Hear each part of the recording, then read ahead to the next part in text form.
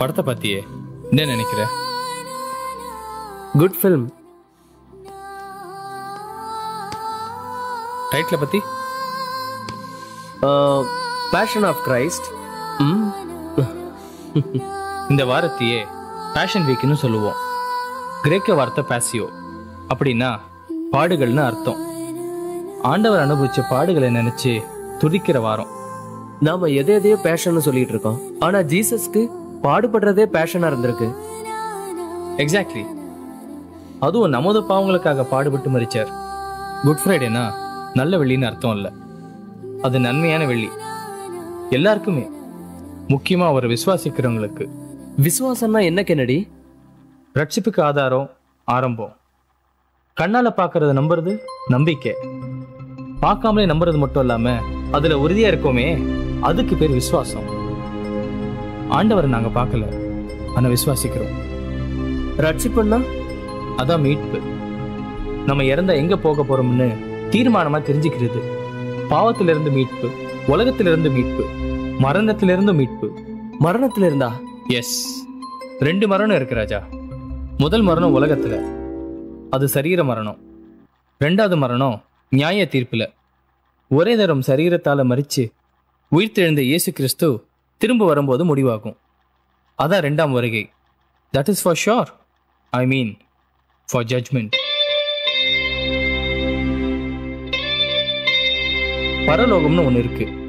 அங்க போகணும்னா மீட்கப்படணும். அதுக்கு தேவை ஒரு மீட்பர். அவர்தான் இயேசு கிறிஸ்து.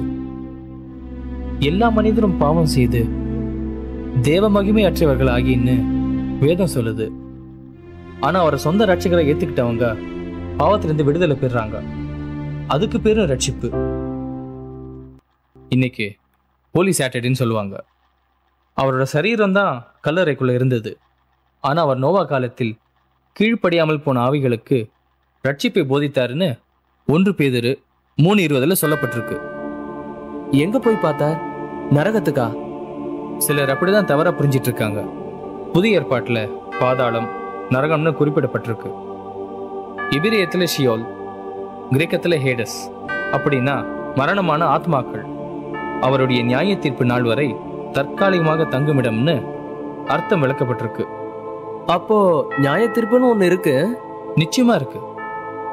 அவர் அடக்கம் பண்ணப்பட்டதுதான் ஞான ஸ்நானத்துக்கு அடையாளமாகவும் இருக்கு. அவருடைய மரணத்துக்கு உள்ளாக்கும் ஞான ஸ்நானத்தினாலே கிறிஸ்துவுடனே கூட அடக்கம் பண்ணப்பட்டோம். நம்மளும் உயிர் தழுவோமா? ரோமர் 8:11.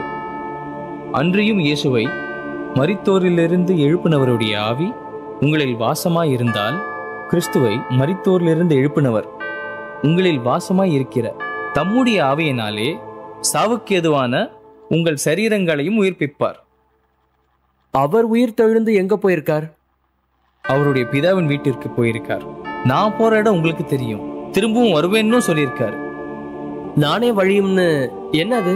நிறைய இடத்துல படிச்சிருக்கேன். நானே வழியும் சத்தியமும் ஜீவனுமாய் இருக்கிறேன், என்னை அல்லாமல் ஒருவரும் பிதாவின் இடத்தில் வரான்னு ஜீசஸ் சொன்னது. அதுக்கு என்ன அர்த்தம்? சத்தியமான, அதாவது உண்மையான, ஜீவனுள்ள, அதாவது உயிர் உள்ள நானே, அதாவது இயேசு கிறிஸ்துவாகிய நானே வழி, மோட்சத்திற்கு வழி, அதாவது பிதா இருக்கிற இடத்துக்குன்னு அர்த்தம். பாவ மன்னிப்பு நிச்சயத்தை அடைஞ்சு பாவ வாழ்க்கைக்கு நம்ம விலக்கி காத்துக்கிட்டா நம்ம உயிர்த்தெழுதல் நன்மையா முடியும். ரோமர் 8:1. கிறிஸ்து இயேசுவுக்கு உட்பட்டவர்களா இருந்து மாம்சத்தின்படி நடவாமல் ஆவியின்படியே நடக்கிறவர்களுக்கு ஆக்கினை தீர்ப்பில்லை.